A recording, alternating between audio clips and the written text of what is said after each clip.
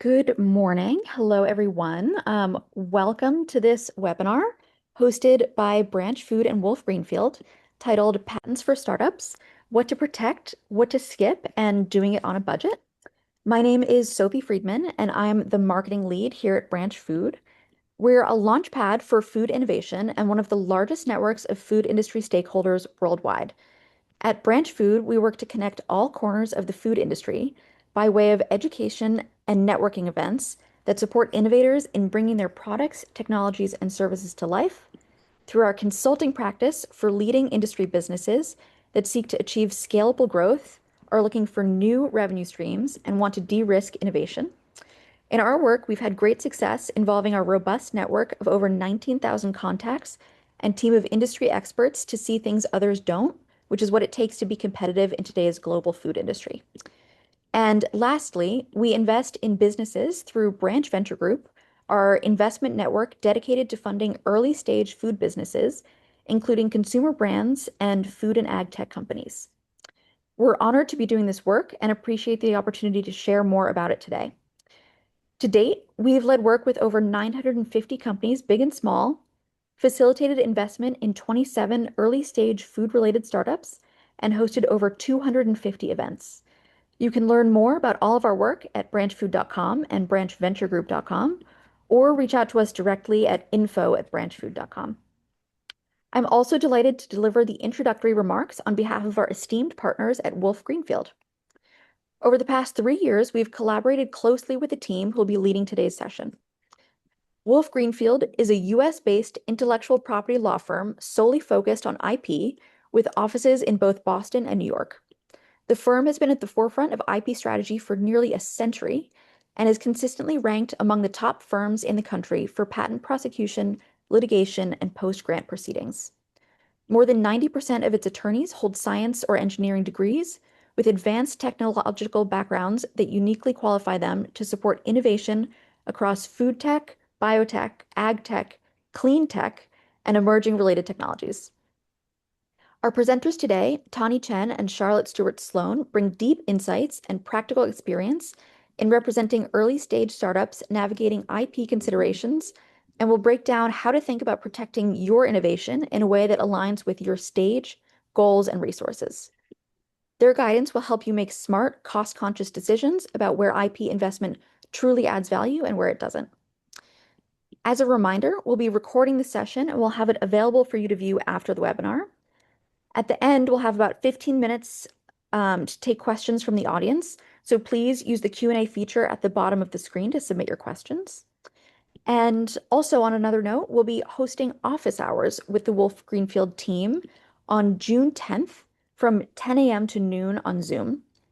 If you'd like to sign up to get one-on-one guidance from these experienced attorneys, I'll include the link to register in the chat. Without further ado, please join me in welcoming Charlotte and Tani to the call, and over to you. Thanks, Sophie. I don't know if you can put up the slides. Yes, absolutely.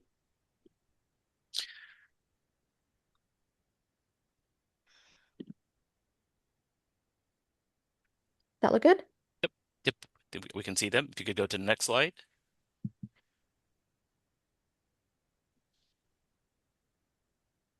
How's that?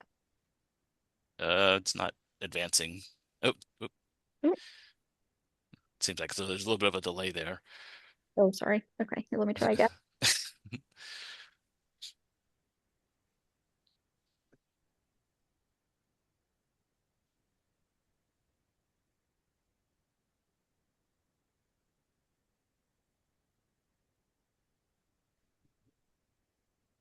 All right, then you just switch to presenter mode.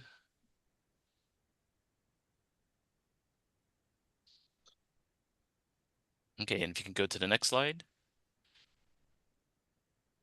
That look good? Yeah, it looks like it's a little bit cut off on the right there. While you're working on that, so my name is Tani Chen. I'm a shareholder here at Wolf Greenfield. I've been at the firm for almost 25 years now. Started at the firm in 2001. Before that, I came to Boston to come to graduate school at MIT. My background is in chemical engineering. I got my doctorate in MIT and then did a postdoc for 2 years, and then I started at the firm in 2001. My practice generally focuses on early stage technologies. So about half of it is startup clients, startup companies, early stage ventures, and then the other half of it is universities. So oftentimes universities that are trying to start startup companies. So I have a lot of experience in this space in working with the early stage technologies and trying to maximize the patent protection that we're able to get for these early stage ventures as they develop and turn into mid-sized and larger companies or look for an exit. Yeah, I'm Charlotte Stewart Sloan. I'm an associate also in the Chemical and Materials Technologies group. I work closely with Tani on a number of projects. In terms of my technology background, I have degrees in material science and engineering from Stanford and MIT. I've been at the firm a little over 10 years, and in that time, I've worked with clients of various different maturities and various different technologies. I work with startups. I work with folks that are interested in acquiring startups or doing diligence on startups. It's always fun to work with people who have new and exciting ideas and want to shake things up. And so I love working with startups and seeing all the fun stuff they're working on and the plans they have to change the world. Uh, Next slide, please.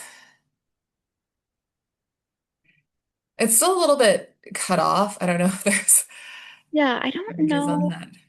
how to what to do about that, but let me keep working on it. Maybe I can, let me see, maybe it'll work better from my computer if you want me to run the slides. Sure.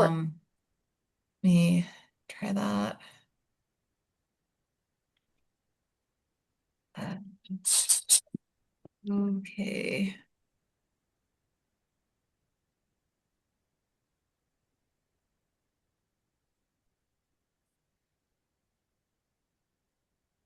I don't know, maybe, sorry, there's a little bit of a delay, I guess, on my end. Maybe it makes sense, Sophie, if you continue to try. Apologies, audience, for the delay here. Um,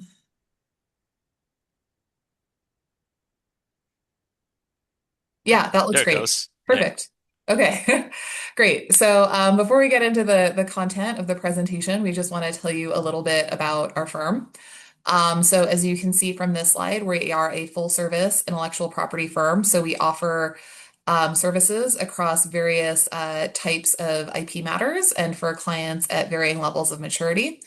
So Tanya and I focus a lot on the leftmost category here, which is the patent category.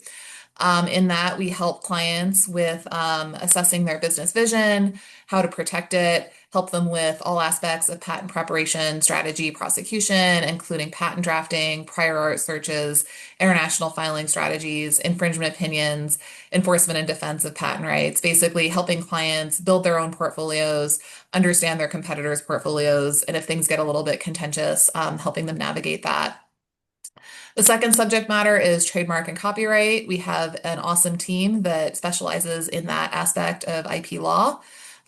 They help with helping folks get and protect their trademarks, their copyrights. Again, also understanding their competitors' trademarks and copyrights. Some services we offer in that area include idea stage counseling and selection, application and protection, expansion and monitoring, enforcement, and internet and domain name issues. The third category is licensing and transactions. This is if an entity is working with other entities, in an arrangement that involves IP. So maybe, you are interested in a partner and you're interested in licensing some of their IP to grow your business, or there's a partner that might want to use some of the technology you've developed. How we help folks with licensing and transactions is basically, again, to understand what the deal is, what they're getting, kind of what the terms are and what they should be agreeing to or not agreeing to. We do this for a variety of different types of IP, including patents, copyrights, trademarks. And again, it spans the gamut from licensing to sales and acquisitions. We also have a group that focuses on litigation, which is basically enforcing patents or defending patent suits that would be instigated against one of our clients, a variety of different venues from the federal district courts to the federal circuit, in front of the Patent Trial and Appeal Board, the Trademark Trial and Appeal Board, the International Trade Commission, and the U.S. Court of Federal Claims. And the last bucket that we have in terms of the services that we offer is post-grant proceedings. And these basically relate to after a patent has been granted, trying to get the patent office to revoke that grant or to, have the claims that are granted have a different scope. And these proceedings include IPRs, post-grant reviews, reexaminations, interferences, and we can also coordinate that if there is ongoing litigation around the same set of patents. Next slide, please. Yeah, so this is again, it's a summary of kind of the different practice areas we work in. Tani and I both work in the chemical and materials practice group, but we have individuals at the firm who have a wide variety of backgrounds. We can handle almost any technology that our clients are innovating in. Some of the key areas that we work in are listed on this slide, which include pharmaceuticals, medical devices, biotech, electrical technologies such as, circuits, and then also computer software. And then we also have a group that does mechanical inventions and sports. Next slide, please. So now to start with the substantive portion of the talk, I'll just give a brief agenda and then I'll turn over to Tani. So there's going to be 5 portions of this talk. The first is just to give an overview of what the different types of IP are. Then we'll talk about patents as business tools, then common mistakes that startups make when they're putting in place an IP strategy. Fourth topic is how to obtain patents on a budget. And then the fifth strategy is how investors look at patents. Next slide, please, and I'll turn it over to Tani. Yep. And one thing I would add is that if you have any questions, feel free to drop them in the chat. At the end, Sophie mentioned we will try to respond to those questions. Next slide. So just to orient everybody, there's intellectual property is divided into a number of categories, which we'll briefly discuss here. The most common types that you see are patents, trade secrets, copyrights, and trademarks. Patents are generally designed to protect invention, so they tend to be things like mechanical devices, compositions of matters, processes for making things, or processes for using equipment, things of that nature. Copyrights are something that basically protect more artistic kind of things. So these often include things like movies, sounds, music, pictures, things of that nature. Trade secrets are another category that generally protect things that are valuable because they are secret and because nobody knows about them. They create value, and there can be a lot of value in trying to protect them, and there's some rights that you get if you're able to protect things as a trade secret. And finally, trademarks are a category of IP that generally protects branding. So typically, the identifying marks that identify the goods and services of one company versus the goods and services of other companies. And so what you see on the slide here are kind of examples that we've pulled that are just basically based on Coca-Cola. So if you think about something that like Coca-Cola, there are a number of elements to it that can be protected by all these different forms of IP. So in the upper left, you've got patents that generally protect the Coca-Cola the bottle and the method of testing it. There's sort of different types of patents. Two of them, one of the more common ones is what's called a utility patent, which basically covers the utility of something, how something works, how something is used, things like that. And then there's another category of patents called a design patent, which covers the general appearance and ornamental look of a device. And so the one on the left is a method of testing carbonated loss from beverage bottles, whereas the one on the right is basically a design patent that covers the kind of appearance of the bottle. It's this appearance that most of you are probably familiar with. It has a distinct appearance, and it was covered by a design patent. Copyrights is something also that comes into play. So a lot of advertising, you see a lot of posters and advertising of that nature. There's often a lot of artwork associated with that. Those are things that would commonly be protected by copyrights. The trade secret, the Coca-Cola formula is well known to be a trade secret. There's not a lot of people who know exactly what it is. I think the urban legend is that there's 2 people inside the Coca-Cola organization that actually have access to the full trade secret, and everybody else is kept in the dark. It's very, very valuable because nobody knows what it is, nobody knows how to reverse engineer it, and there's a lot of value to the Coca-Cola company in having that formula secret. And in trademarks, the branding aspect of it is another thing that a lot of people are familiar with. For example, there's trademarks on the name Coca-Cola as well as the Coca-Cola in the script font, and that's a trademark that's been in place for dozens of years, and there's value in that. The trademark protects the branding, so there's other companies out there that can sell carbonated beverages, for example, Pepsi, but nobody else can use the particular trademark of Coca-Cola on their carbonated beverages. For purposes of this talk, we're mainly going to be focusing on patents. We've done other webinars in conjunction with Branchfood in the past, and we'll probably do more in the future that cover some of these other aspects. But for purposes today, we'll be focusing largely on the patents. Next slide, please. So as I said, there's sort of there's several types of patents. The two most common ones that you see are utility patents and design patents. Again, utility patents protect sort of products and processes, generally having some sort of utility, something that's new and useful. Whereas design patents generally protect ornamental things, more of the aesthetics of the appearance of something, rather than how it works. There's a number of requirements that are involved with patents. We're not going to go into those in a lot of detail in this talk. If you have any questions about just kind of the general requirements of patents afterward, be happy to discuss those offline. But the general requirements for patents are something that has to be useful, has to have some sort of practical utility on it. It has to be something that's new, something that nobody else is familiar with, and we'll get into details on what that often involves. And it has to be something that's considered to be quote unquote non-obvious. Basically something that's not just immediately something that would be a very minor tweak, but something that represents a significant step forward in advancement of some sort of science or engineering. That's another area where oftentimes it's difficult to get a lot of clear guidance. Oftentimes you have to work with an attorney to help sort of navigate what's obvious and what kind of things do you need to do to demonstrate whether something is obvious or not obvious.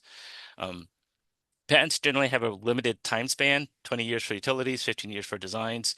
Those numbers can change up or down based on a variety of factors, but ultimately speaking, it's a bit of a limited time frame that you have in which to exploit a patent. Next slide. So one thing to keep in mind is a patent is it's a right of exclusion. It allows you the right to stop other people from doing certain things, making, using, selling, offering, or importing your invention. One of the weird things about patent laws is that it doesn't actually allow you to do anything. It really only allows you the right to stop other people from doing things. And why that becomes important is what you really want to do is you want to stop other people from making products that are competitive against your products. And that's where drafting a patent and working carefully to make sure that you have a strategy that excludes other people from coming into competitive spaces that might not necessarily be copying you but are adjacent to you, can be very important. That's where a lot of the patent strategy comes from. Next slide. So one of the questions that we often get is like, well, why should we file the patents on it? Wouldn't it be helpful if we just donated the inventions to the public and allow anybody to kind of use the invention as ever however they want? The general answer to that is that inventions donated to the public rarely attract investment. It takes a lot of time and money and energy to get a product to market, even if you have something that kind of works on a prototype scale or on a bench scale. It often still takes a lot of R&D. It often takes a lot of marketing as well, before the product actually gets into the marketplace, people start buying it, and it starts becoming successful. And that investment is something that you need to protect. Patents is one way to do that. The other IP vehicles, as we discussed earlier, there's other mechanisms available, but patents is kind of the key one that protects the underlying feature that you're doing that's different than everyone else. And that's a question that investors often will ask about is how do we know that people aren't going to start copying your product once you start selling it and people start seeing how it works? So patents are you can think of it as kind of the engine that gets inventions out of the lab, out of the prototype phase, out into the public and out to the point where you can you can start exploiting it and selling it and getting a profit from it. And if you don't sort of have these steps in place, it becomes very difficult to attract investment. And if you don't have investment, it can become very difficult to get the product launched. So these are things that become important in the initial phases as you're thinking about commercialization and development. Next slide. So that leads into the next part of the talk, patents as business tools. And Charlotte, I'll let you take over. Awesome. Thanks, Tony. So, as Tani was just saying, what a patent grants the holder the right to do is to stop competitors. A patent doesn't grant an entity any affirmative right. So what you want to think about patents, or actually any affirmative right to practice. So you want to think about when you're thinking about patents is what do I want to stop my competitors doing? How is it going to help my business to stop my competitors for doing certain actions? So you want to think about, okay, what kind of barriers to entry can I create for my competitors?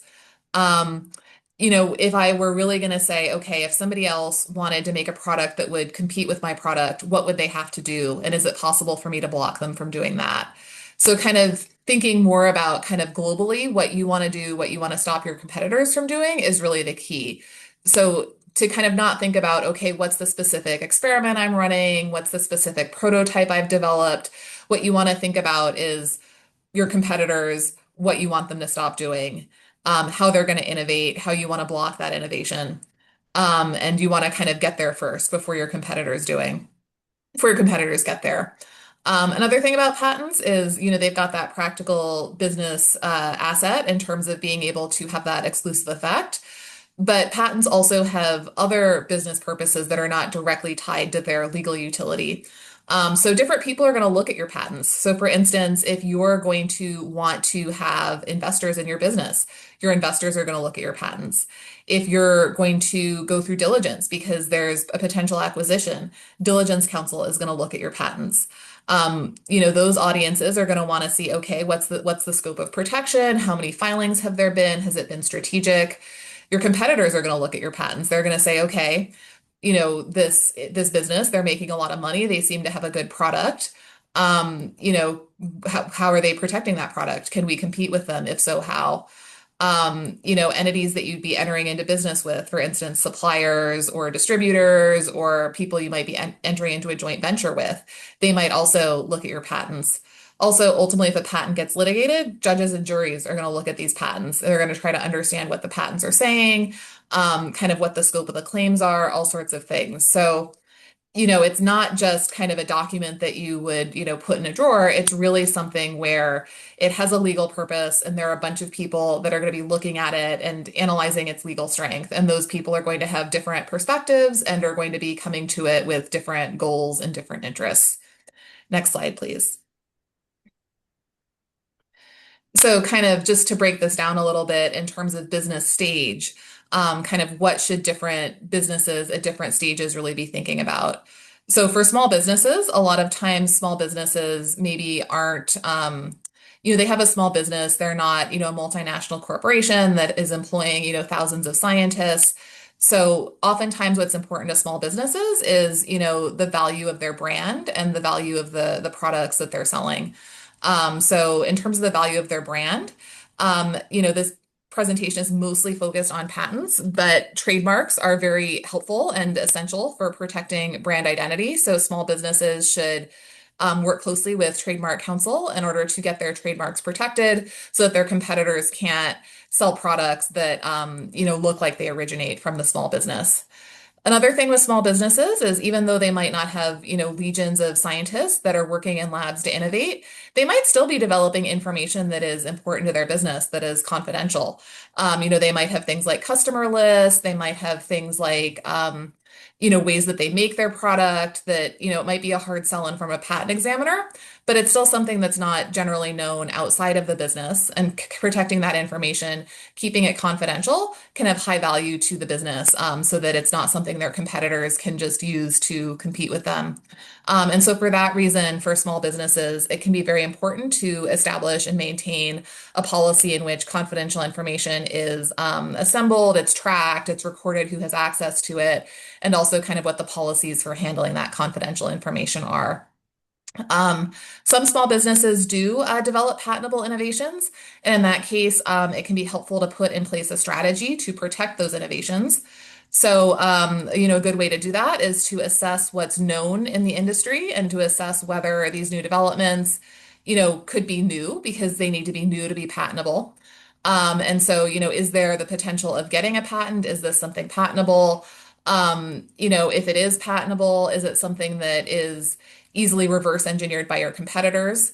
I saw that there was a comment in the Q&A where somebody was asking, what should be protected as a patent versus a trade secret, and we can certainly answer that more during the Q&A.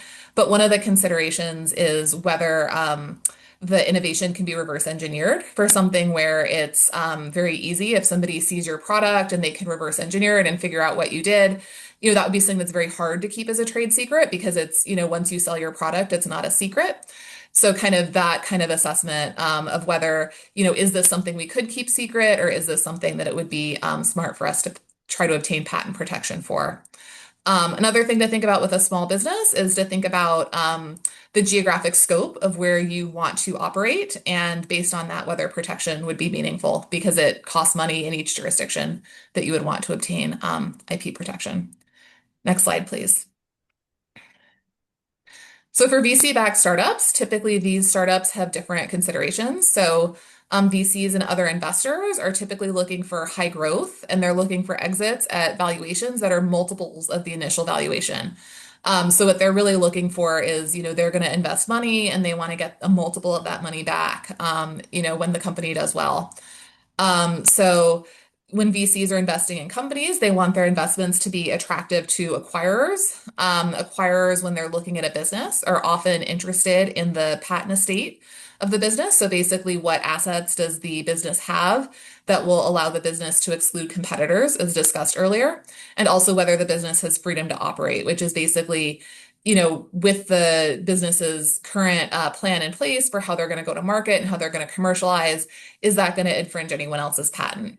Does any other entity have a patent that is going to block them from that? The other thing that's important to keep in mind for startups is that business plans often change frequently.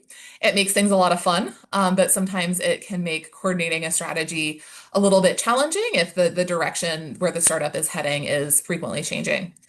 So what startups should keep in mind is they should aggressively file many applications as new innovations are developed. Oftentimes, if startups don't know where they're going to go, it's helpful to just stick that stake in the ground each time they have a new innovation. And then later down the line, they can figure out which of these things are valuable, which do we want to pursue, which are less valuable, and maybe we want to prune as we have a better idea of where our business is going. That gets into the second bullet, which is if you file a lot of applications, applications are expensive to prosecute and maintain. Figure out which are those valuable applications, put resources behind those. Other applications, let them go, allocate those resources towards areas that are more economically important to the business. Another thing to think about with startups is jurisdictions. It's similar to what I was saying with regards to small businesses. Think about which areas you're going to be operating in, which ones you want to invest resources in, and which kind of jurisdictions maybe you won't have a presence in. Maybe it's less helpful to expend resources on patent prosecution. And then once an acquisition or a product launch becomes imminent, monitor competitor IP in order to assess freedom to operate. Next slide, please. So mature companies, I know this is an audience that is a lot of startups, so maybe this is something that is hopefully a future goal. I know that it's maybe less, we maybe don't have as many folks from mature companies in the audience, but just to go through this quickly, a lot of mature companies have stable product lines, but they're still investing in R&D in order to develop new product lines and in response to market need or to develop new markets. So with mature companies, kind of the goals here, maintain the patents in the important jurisdictions and that cover important product lines. For product lines that are very important, kind of continue to file patents, continue to invest in protection, but in other jurisdictions to let those go if those are less important. Similar to VC-backed companies to file new patent applications on new innovations as they're being developed, and also to monitor competitor IP to assess that freedom to operate. As companies become more mature and they have more money, they become a more interesting target for folks that are interested in asserting patents against them. Next slide, please. So for all businesses, kind of a summary of what I said before. For inventions that are important, file patent applications to protect those. The level of aggression should depend on the stage of the company and how important the invention is to the company.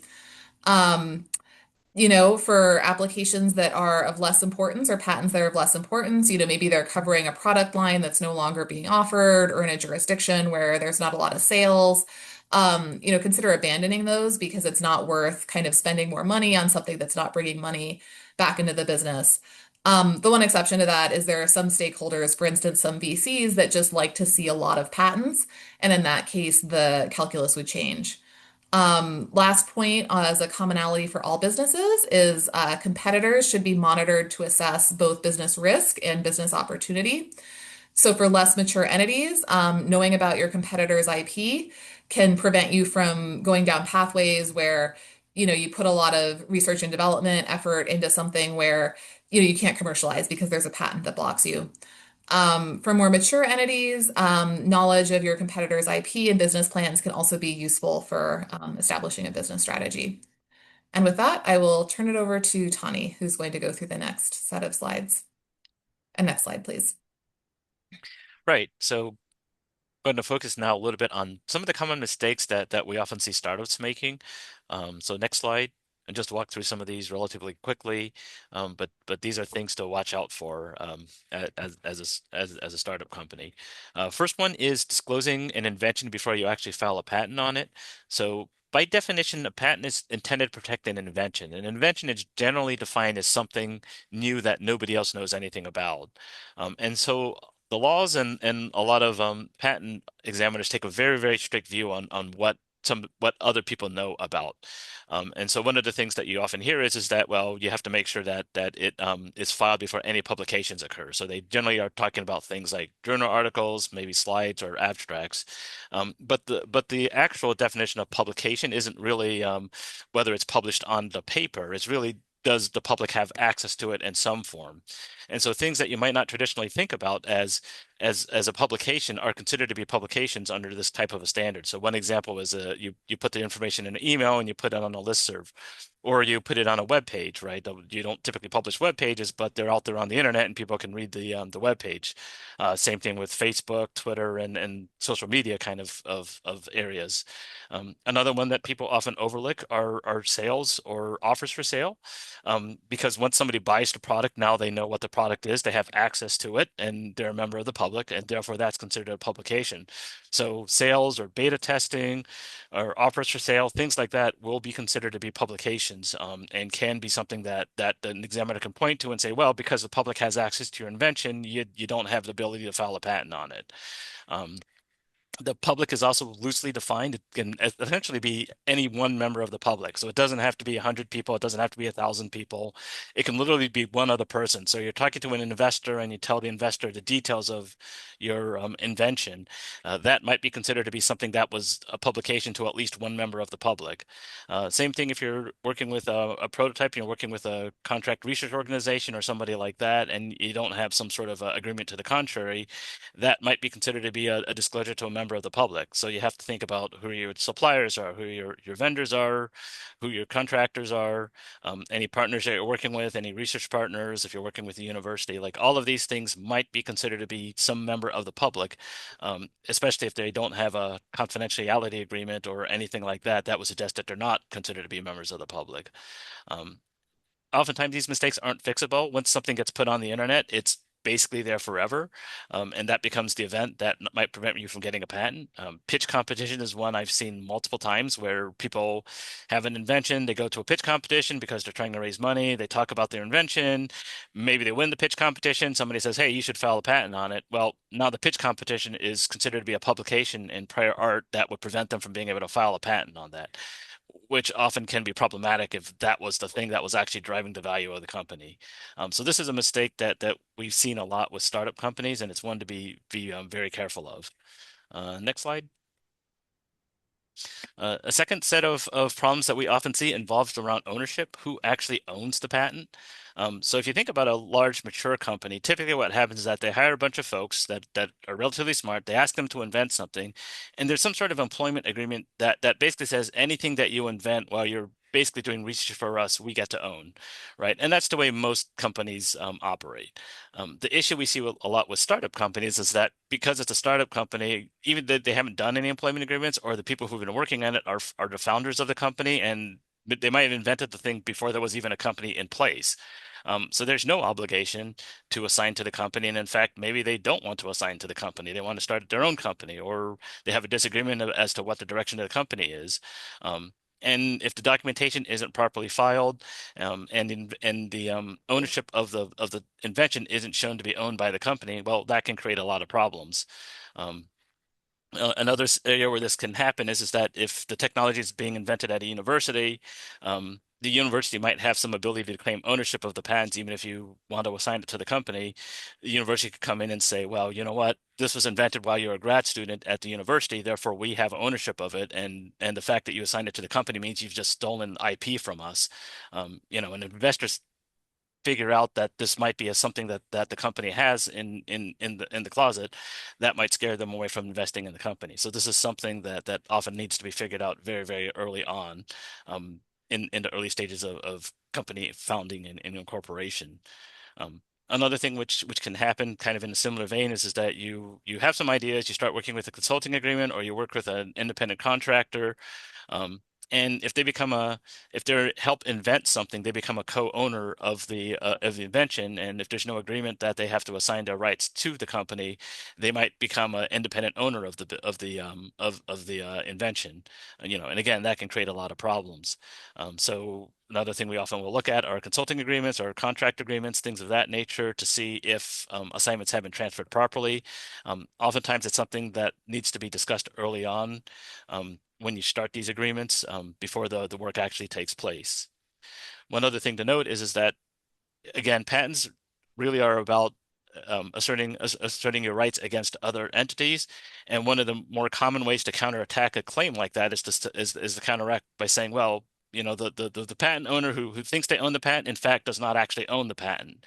If you're able to demonstrate that the person asserting a patent infringement claim against you doesn't actually own the patent, at that point, it doesn't even matter what the patent says, because they don't own it. They can't do anything with it. And so this is a very common line of attack or line of defense, if you're under attack. And so this is something that needs to be established very early on, is who actually owns the patent. Next slide. A third area that companies can run into trouble is government funding. So there's a lot of startup companies out there that are looking for government funding, SBIR grants, STTR grants, things like that. And what I also often tell folks is that, when the government gives you money, there are a lot of strings attached to it. It's not just free money where you can do whatever you want. A lot of this is governed by something called the Bayh-Dole Act, where they allow, when you take government money for inventing something, you can keep title to the invention, meaning that you get to own it and the government doesn't own it, even though you're using the government's money. But the strings are, there's a couple of strings that are attached to allowing you to keep it. One of them is just simply the reporting requirements. If you don't report the invention correctly and how it was invented, and you file the paperwork with the government can basically step in and take title to the IP back, and they can basically say, well, we get rights to the invention back because you didn't comply with all of the reporting requirements like you were supposed to. And then you couple that with the fact that this is the federal government we're talking about, which means the reporting requirements can get very onerous and hard to follow. And so you can see this can quickly turn into an issue. Obviously, getting money from the government can be great in a lot of situations. And sometimes it's necessary because there aren't a lot of other sources of money. But keep in mind that there are a lot of strings attached and a lot of reporting requirements that you have to follow. And if you don't do them right, bad things can happen. The government also gets several rights in addition to that. So one is that they get basically this sentence here: non-exclusive, non-transfer, irrevocable, paid-up license. Effectively, they get the right to use your invention. You can't really sue the government for patent infringement, because they basically paid for the patent in the first place. That's kind of their position on that. And there's situations where you might not necessarily want the government to have that level of freedom to use your invention.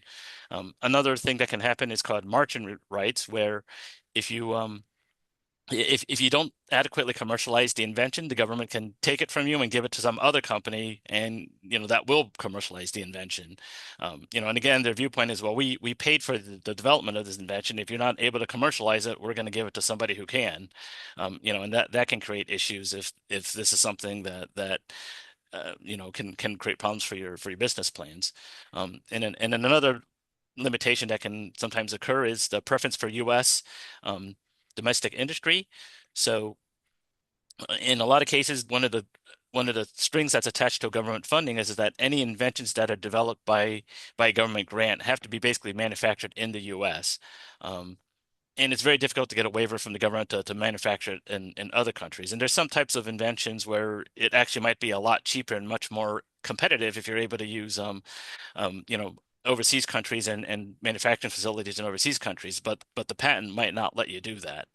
So that's something you have to go through and decide if this is something that you actually want as a startup company, you know, in exchange for accepting the government funding. Next slide.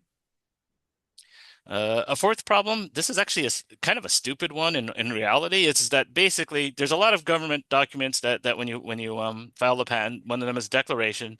Um, these are documents that you have to file with the patent office in order to get the patent granted. And for some odd reason, we have a lot of startups who are basically too busy to sign all the documents that we ask them to, and then it creates legal problems down the road.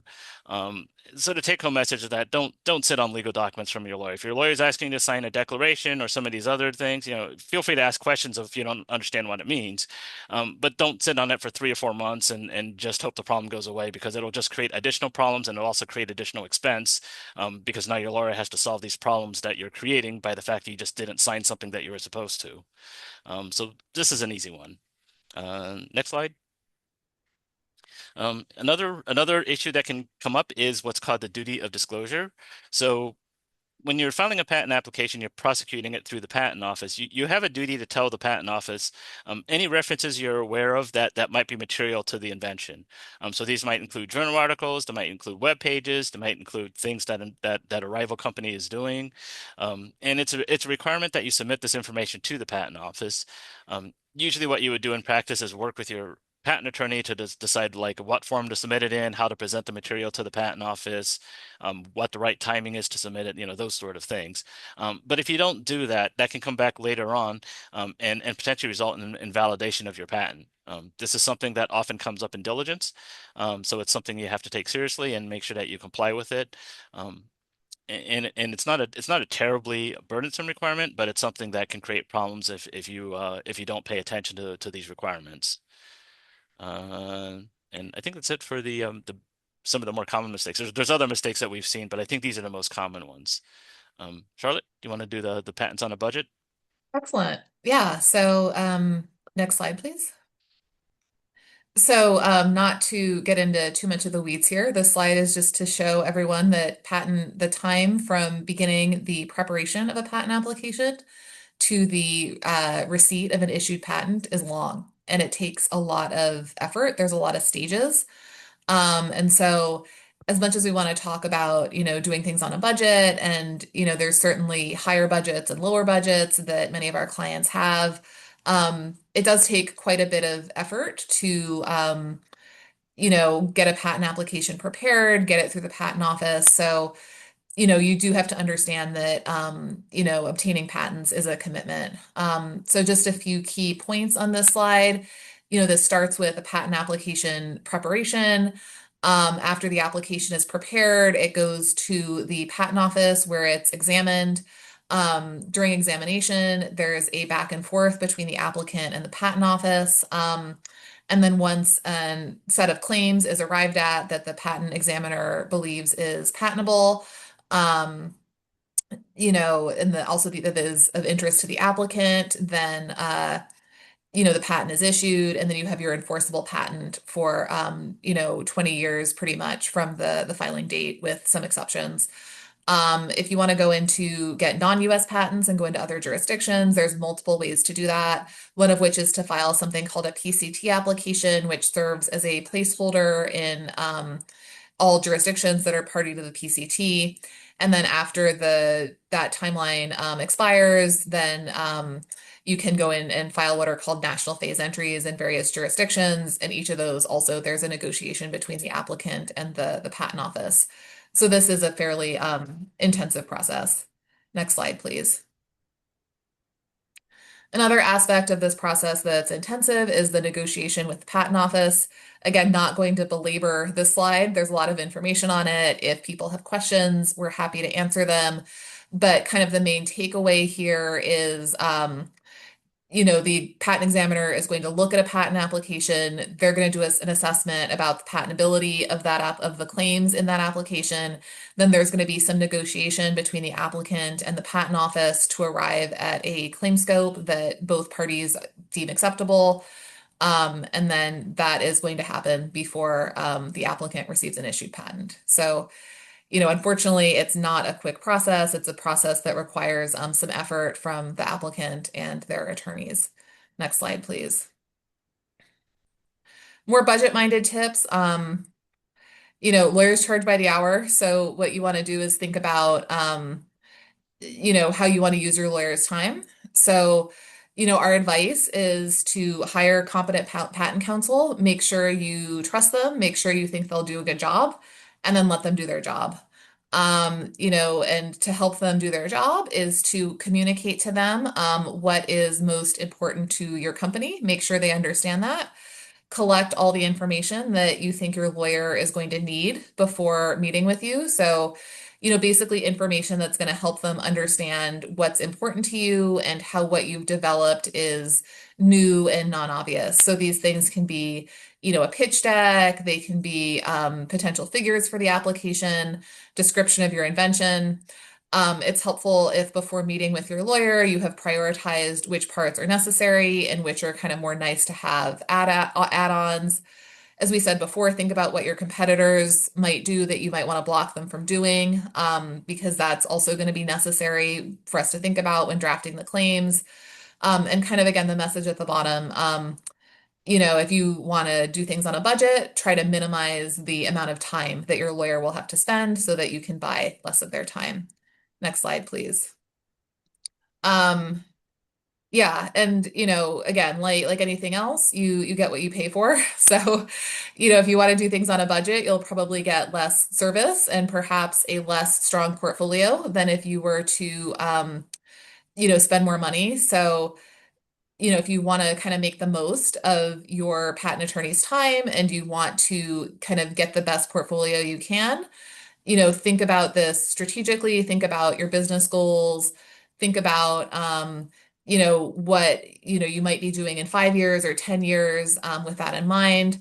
As we said before, there are other parties such as VCs or investors that are going to be looking at patents and patent applications. If patents are badly written, they won't attract that investment. So, and there's some things, as Tani said before, that you can't fix later. So doing some upfront planning really helps to make sure that the money that you do spend is going to be money that's wisely spent. And kind of the last bullet here is, don't be penny wise and pound foolish. Really think about what's going to generate value and align your patent strategy with that. Next slide, and I'll turn it back over to Tani. Okay, yeah. So along with those themes in terms of the investors, if you go to the next slide, um, one of the things that I like to joke is that, as much as we enjoy talking about patents here at the firm, most of the rest of the world tends to look at patents as incomprehensible legal documents. Um, but investors almost will ask what your IP position is, which patents have you filed, that sort of thing. And what they're really asking is what steps have you taken to protect their investment in your company? And that's the lens at which they view the patents. So looking through the patents and looking through sort of these budget things is like if you can at least focus on that part of it. The part of it is that, here's the one thing that competitors cannot do, and this is why it creates value for the company, right? Then maybe you don't need to file patents and all the other things, all the other inventions you might have made. But as long as you've done that, you'll probably still keep the investors' attention because they feel like that you might be the only game in town as far as this technology is concerned. They can see how blocking that technology creates value. And therefore they're going to be interested in your patents and your company and interested in investing in the company. So that's one of the tips that I think is often important is understanding what that value proposition actually is and then focusing on that and then not necessarily spending money and time focusing on other things that aren't really core to that value proposition. Um, Again, the goal is to protect the investment in the company. Does it create space for the product? Does it reduce risk or does it increase risk? I have seen a lot of situations where investors will look at the patent estate. we often get asked by investors to look at target companies and evaluate the strength of their IP patent portfolios. And I've certainly come back to investors and said, we've looked at this target company's patents, and there's a lot of holes in it. And oftentimes they'll either devalue the deal, or a couple of times I've seen it where they just pretty much killed the entire deal because it just became too risky of a proposition. If they went into this space, it was very difficult to see how competitors want to come into the space as well, and then they decided that that wasn't a great investment. So that's an example of penny wise, pound foolish. Maybe they were trying to save some money on the patents, but ultimately, because they failed to protect the core value of the company, it scared off investors. Next slide. So a couple of tips for companies. Again, focusing on how the patents de-risk the business. That often becomes part of the of your business plans. It's not only the direct copying you're thinking about it, but it's also obvious workarounds where other companies, think about how other companies might be coming into the space and thinking about, if we can include some of that space in our patents, we can keep people from coming into those spaces. Thinking about how, this patent, this investment you've made in it, how that will be viewed by a potential investor, partner, competitor, things like that. One thing to be aware of is patent filings can be found online if you know where to look. The U.S. Patent Office publishes patent applications, and so you can literally watch on a day-by-day basis what your competitors are doing and how their patents are going. And in fact, we have a lot of clients where they ask us to do that, just monitor a competitor's patent portfolio and see how that's developing. Another thing to keep aware of is a lot of investors, especially those in the New England area, are very, very patent savvy. They either been around enough deals that they kind of know how it works, or they work with IP lawyers. And as I said, we sometimes get hired by investors for that purpose. So don't assume just because you have a patent file that they're just going to stop the questions at that point. A lot of them will keep asking questions about how does this turn into value, and are you doing things that are smart, and think about cost benefit and all those sort of trade-offs. Investors have a duty to protect their investments. They represent a lot of a lot of like VCs, for example. There's a lot of partners that invest money in the VC company, and then the VC turns around and invests in all these startups, right? And so they have a fiduciary duty to protect their money, and so they will ask questions about where your IP estate is, and what are you doing to protect the investment. Next slide. So again, these are some of the things that investors typically look at. How, is it the key inventions, have they been protected? Is there a strategy of keeping out competitors? How many have you filed? Are you doing the right things? Kind of, again, many of the issues that we discussed earlier in the presentation. And next slide. So kind of some takeaways to think about. So again, patents are critical business tools. They're intended to create barriers to entry for competitors, and therefore create a space by which you can work and exploit as a market. There's a lot of requirements for them. Our general advice is look for and find a good IP lawyer that you will trust and can help you get the product that you need at a cost that makes sense for you. Happy to open things up for any questions that you might have. And I'll also end by ending that these slides are not legal advice. We'd recommend that you find and hire a good IP attorney to give you legal advice as to what your particular situation is. But again, we'd be happy to just answer some general questions.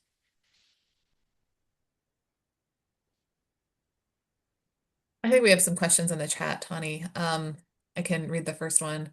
So the first one is, how do we determine whether an innovation should be protected through patent or maintained as a trade secret? And why is the Coke formula not for patent protection? Well, the Coke formula is one that people have tried to reverse engineer it, a lot of times. And no one's ever been to really accurately reverse engineer what's in the Coca-Cola formula. And so that's the classic example of one of the variables that you'll look at of patents versus trade secret, is how difficult is it for someone to reverse engineer that idea. Um, things that are easy to reverse engineer, you won't have much of a secret there if everybody knows what it is. And those are things that end up being poor vehicles for trade secret. But something like the Coke formula, where it's very difficult to reverse engineer, you get a lot of protection because nobody can figure out exactly how it's made, and people are very sensitive to taste and that sort of thing. Yeah, and I think maybe two things to add is the first, we didn't cover it in this presentation, but I understand there was a prior one, which is in order to get a patent, you need to describe how to make and use the invention. And so once you file a patent application, basically, you can't keep your invention a secret anymore. And patents are time limited. They have that 20-year term. And so, a trade secret can last indefinitely. So if you have something that you can't reverse engineer, that can be something that is a great candidate for trade secret protection. What I generally recommend, usually, with clients and et cetera, is that, you talk to your patent attorney. It's all on, you have duty of confidentiality with your patent attorneys, and they can walk through these sort of variables and understand your confidential information and give you advice on what makes the most sense there. So it can be a question that's hard to answer in the abstract because it requires some understanding of, well, what's that secret? What is that confidential thing that you don't want the world to know about? The next question is, can you speak to the differences between physical, for example, chemical and material versus digital, for example, software IP considerations? Um, well, as far as the patenting requirements, they're generally the same. Um, Utility, non-obviousness, novelty, those sort of things. I think one of the major differences is the ease at which competitors could come into the space. When it comes time to software and computer technology or whatever, it can be very easy for a rival company to get up and running, create a software product. There's a lot of sort of vibe coding now is kind of the most recent version of that. But it's pretty easy to cobble together something and go into competition. And that means that you can expect competition very, very quickly. Whereas in a lot of sort of chemical spaces, you have to think about regulations, you have to think about supply chains, where do you do the chemical reaction? If it's a dangerous chemical reaction, a lot of cities won't just let you have a permit to do it in your backyard. And so that means it's also difficult for competitors to get into that space because there's a lot more sort of physical requirements that you have to overcome. Whereas with a lot of software, you can get into competition usually in a couple of months with just drinking lots of coffee and starting to code things. You can usually cobble together a competing company very quickly. So I think that plays into how much money you spend and how quickly you want the patents to issue and those sort of considerations. But technically speaking, they're all the same requirements. It's the marketplace that ends up being different. Yeah, and so then the last question we have is, how do you balance the fact that most investors will not sign an NDA? Yeah, most investors will not sign an NDA, and again, as I mentioned, because they won't sign an NDA, if you tell them things, it becomes a public disclosure if you're not careful. So one thing is that you do want to get patents unfiled, and the other is that you don't necessarily tell the investors everything all at once. You might tell them some things, but how much do you actually trust them? If they're more serious about the deal, then you might tell them a little bit more things, and maybe you'll get to the point where you'll tell them something that's actually covered by a patent application. But it's something that you have to sort of think about strategically about when do you share information with them and how much do you share information with them. If you don't share enough information with them, you might lose their interest. If you share too much information with them, you might either overwhelm them or you might prevent your ability to get a patent on it. And so it becomes a strategic thing that's worth thinking about in a lot more detail. Yeah, and I mean, another thing you can think about is maybe there's things you can share with them that aren't your confidential information, but would still, reassure them. Like, maybe there's a sample of a product, or you could, demonstrate your product in a way that doesn't share confidential information that would give your investor some confidence that you've got something that's functional, that works well, but that's not, kind of telling them everything about how you do it. But it's again, it's kind of a balance of how attractive is this investment opportunity, how sensitive is the information they want to know, and to kind of think through those questions. One thing I'd add is that there's a lot of sophisticated investors, especially those in the Boston area, and they are aware of these IP considerations. So they should be aware that if you're disclosing too much information to them, then they might feel that you don't understand patents, and now they think that you're actually a bigger risk because now they're putting money into you, and now you're free flowing, telling this invention to everybody, right? Not thinking about protection. So it might not necessarily be a bad thing to tell the investor, there's certain things I can tell you and certain things I can't tell you because I'm worried about patents. And I want to make sure that if you invest in my company, that I'm protecting your investment with the patents. There's one final question, a follow-up. If you put a confidentiality phrase on the email to them, does that help at all? Does it make, if you make sure that the documents say confidential on each one, does that help?